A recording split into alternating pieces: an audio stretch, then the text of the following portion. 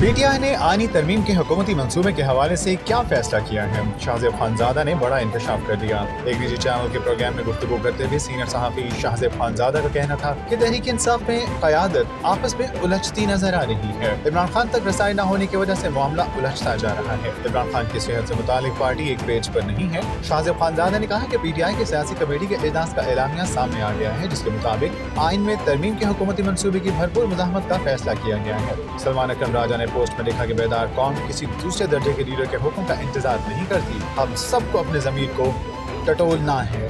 شہباز گل بھی پارٹی قیادت پر سوال اٹھا رہے ہیں۔ شاہزیب خانزادہ نے مزید کہا کہ عمران خان اور پی ٹی آئی یہ مہم چلا رہے تھے کہ آکسفورڈ یونیورسٹی کے چانسلر بن جائیں گے، مگر وہ اس دور سے بھی باہر ہو گئے۔ 38 امیدواروں کی فہرست جاری کی گئی ہے، جس میں عمران خان نہیں۔ آکسفورڈ چانسلر عمران خان کو کیوں نکالا؟ رہنما P T I Zulfi Bukhari نے تہلکہ خیز انکشافات کر دیے۔ نجی ٹی وی سے گفتگو کرتے ہوئے رہنما P T I Zulfi Bukhari نے کہا کہ عمران خان کی درخواست مسترد کرنے کا فیصلہ نالائقی کی علامت ہے، اس پر قانونی گراؤنڈ نہیں بنتے۔ اگر اس بنیاد پر فیصلہ کیا گیا کہ عمران خان کسی کیس میں جیل میں ہیں تو یہ کوئی وجہ نہیں تھی۔ زلفی بخاری نے انکشاف کیا کہ عمران خان کے حق میں بہت بڑی مہم تھی، یونیورسٹی پر سیاسی دباؤ تھا، پاکستان کی حکومت نے دباؤ بنایا۔ ہونا ایسے چاہیے تھا کہ حکومت کو اس معاملے کو سپورٹ کرنا چاہیے تھا، لیکن یہاں الٹا ہوا۔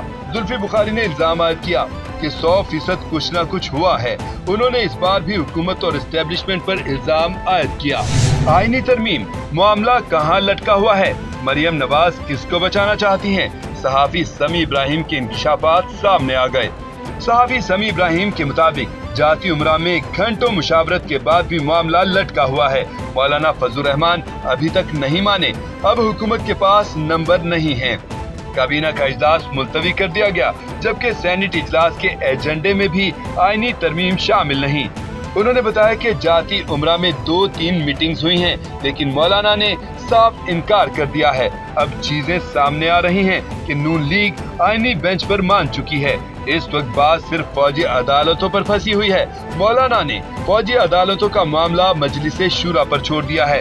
جو لوگ سمجھتے ہیں کہ وہ یہ کہتے ہیں کہ نواز شریف نے بہت کوشش کی کہ تحریک انصاف کے ساتھ مولانا کے سمجھوتے کو توڑا جائے، یہ صرف اور صرف عمران خان کا ٹرائل فوجی عدالت میں کرانا چاہتے ہیں۔ آئینی عدالت کی بجائے آئینی بینچ بنانے پر اتفاق، چیف جسٹس کی تقرری کا طریقہ کار بھی تبدیل۔ انصار عباسی کی رپورٹ نے ہلچل مچا دی۔ سینئر صحافی انصار عباسی کے مطابق ذرائع کا کہنا ہے کہ پارلیمانی خصوصی کمیٹی میں پیش حکومتی ڈرافٹ میں آئینی عدالت کا ذکر نہیں۔ حکومتی ڈرافٹ کے مطابق وفاقی آئینی عدالت کے بجائے آئینی بینچ بنے گا۔ آئینی bench per P T I سمیت کسی جماعت کو اعتراض نہیں ہے۔ انصار عباسی کی رپورٹ کے مطابق ذرائع کا کہنا ہے کہ حکومت آئینی عدالت کے قیام کے مسودے سے پیچھے ہٹ چکی۔ آئینی بینچ کی تقرری جوڈیشل کمیشن کرے گا۔ ڈرافٹ میں جوڈیشل کمیشن کے عمل کو بھی ری کانسٹیٹیوشن کرنے کی تجویز ہے۔ ڈرافٹ میں چیف جسٹس کی تقرری کے معاملے پر 3 سینئر ججز میں سے کسی ایک کی تقرری کی تجویز ہے۔ ڈرافٹ کے مطابق پارلیمانی کمیٹی 3 سینئر ججز کے نام تجویز کرے گی۔ انصار عباسی ذرائع کے مطابق پارلیمانی کمیٹی اپنی تجویز براعظم کو بھیجے گی، صدر کے دستخط سے وہ نوٹیفائی ہو جائے گا۔ ڈرافٹ کے مطابق جوڈیشل کمیشن کی تشکیل میں 6 ججز شامل کرنے کی تجویز ہے۔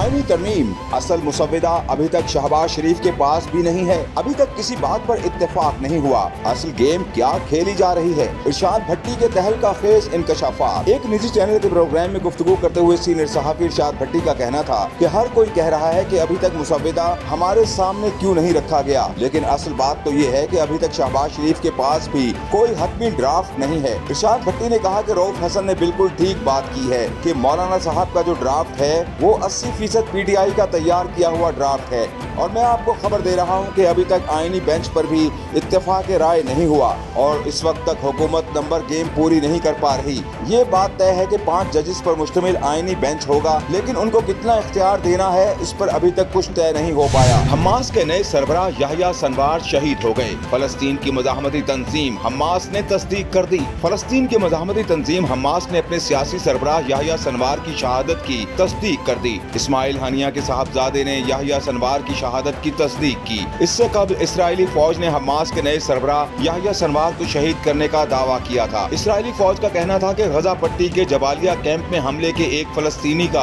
DNA टेस्ट शुरू कर दिया। शुबा है कि स्कूल हमले में मिली लाश याह्या सिनवार की है। इसराइली ज़राए का कहना था कि हमास के सरबराह याह्या सिनवार की शहादत जनूबी गजा में रफा के इलाके में बमबारी में हुई। इसराइली फौज ने बमबारी में शहीद मुश्तबा लाश का DNA टेस्ट किया था जो मुस्बत आया। मुकम्मल तस्दीक के लिए DNA टेस्ट को यूरोपीय मुल्क भेजा गया। अरब मीडिया के मुताबिक इसराइली फौज ने जबालिया कैंप के पनाहगुज़ीन स्कूल पर फजाई हमला किया। इसराइली फौज ने जबालिया हमले में हमास और इस्लामी जहाद के इजलास को निशाना बनाने का दावा किया है। आईनी तरमीम के लिए नंबर पूरे हैं तो सेनेटर्स के साथ क्या शर्मनाक काम किया जा रहा है। हामिद मीर के तहलका खेज इंकशाफात। एक निजी चैनल के प्रोग्राम में गुफ्तगू करते हुए सीनियर सहाफ़ी हामिद मीर का कहना था, मुस्लिम लीग नून की क़यादत का दावा है कि 26वीं आईनी तरमीम पर इत्तेफाक राय हो चुका है, बस एक फूंक मारने की जरूरत है। और ये दावा इरफान सिद्दीकी साहब ने किया है। हामिद मीर ने कहा कि इरफान सिद्दीकी के फूंक मारने वाले बयान पर मुझे एक शेर याद आ गया है कि आहों से सोजे इश्क मिटाया न जाएगा,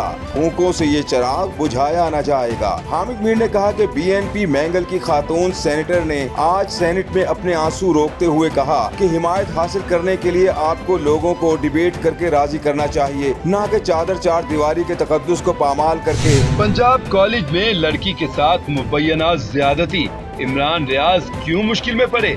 बड़ी खबर सामने आ गई। इमरान रियाज ने अपने एक्स पैगाम में लिखा है कि फरवरी 2024 में इलेक्शन के फौरन बाद एक दिन अचानक नून लीग के मीडिया सेल के लोगों ने मेरे हवाले से प्रोपेगेंडा किया कि मैंने काजी फायजिसा को मरवाने की कोशिश की है और इसके लिए मुबारक सानी केस को इस्तेमाल किया है। हालांकि मेरे फरिश्तों को भी इस मामले का इल्म नहीं था। फिर मुझे घर से अगवा करके मुख्तलिफ केसों में 3 हफ्ते तक जेल में रखा और तसल्ली से फार्म 47 की हुकूमत बनने के बाद छोड़ा। उन्होंने मजीद कहा कि अब एक बार फिर वही मीडिया सेल नए प्रोपेगेंडे के साथ सामने आया है कि मैंने तलबा को एहतजाज पर उकसाया। हालांकि मैंने सिर्फ उस वाक़े को न सिर्फ दुरुस्त रिपोर्ट किया बल्कि तलबा पर रियासती तशद्दुद की भरपूर मज़म्मत भी की।